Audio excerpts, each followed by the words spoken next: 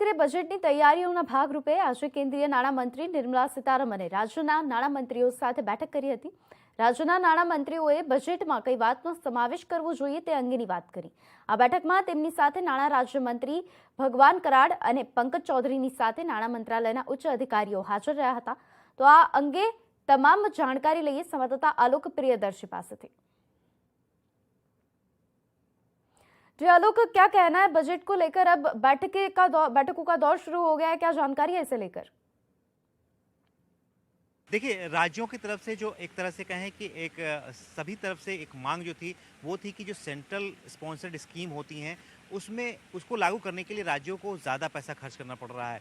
उन्होंने मांग करी कि सरकार को चाहिए कि उसकी जो राज्यों की हिस्सेदारी हो उसमें कमी की जाए, क्योंकि अभी जो स्कीम है 50-50 की हो चुकी है। 50% पैसा राज्यों को खर्च करना पड़ता था, जबकि पहले ये काफ़ी उनको राज्यों को कम खर्च करना पड़ रहा था। तो राज्यों ने मांग की कि इसके लिए ज़्यादा पैसा दिया जाए।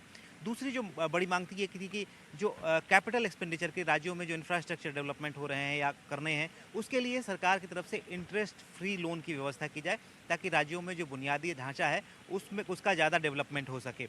इसके अलावा जो तीसरी एक बड़ी मांग थी वो थी कि खास तौर से जैसे राजस्थान, छत्तीसगढ़ जैसे राज्य जिन्होंने अपने राज्यों में पुरानी पेंशन स्कीम लागू कर चुके हैं, उन्होंने कहा कि केंद्र हमें उसका पैसा वापस करे ताकि हम इसको अपने राज्यों में अच्छी तरह से लागू कर सकें। तो ये मांग खासतौर से जो गैर बीजेपी शासित यानी कांग्रेसी शासित राज्यों की मांग थी कि ओल्ड पेंशन स्कीम का पैसा वापस किया जाए।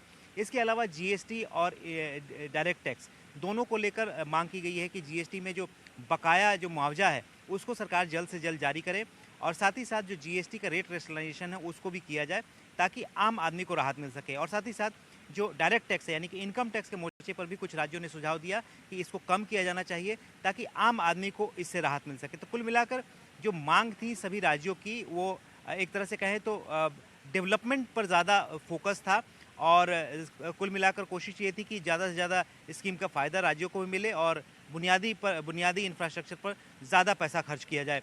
ये कुल मिलाकर राज्यों की इस तरह से मांग है। और ख़ासतौर से जो इन सेस और सरचार्ज, खासतौर से जो बिहार के जो वित्त मंत्री थे उन्होंने कहा कि सेस और सरचार्ज एक निश्चित समय के लिए और निश्चित की उपयोग के लिए किया जाता है, लेकिन कई सालों से इसको लगाया जा रहा है और इसमें राज्यों की हिस्सेदारी नहीं है। तो या तो इसे हटा दिया जाए या फिर इसे राज्यों की भी इसमें हिस्सेदारी बहाल की जाए। तो ये तमाम मांगे राज्यों के वित्त मंत्रियों ने आज वित्त मंत्री निर्मला सीतारमण के साथ प्री बजट बैठक में रखी है।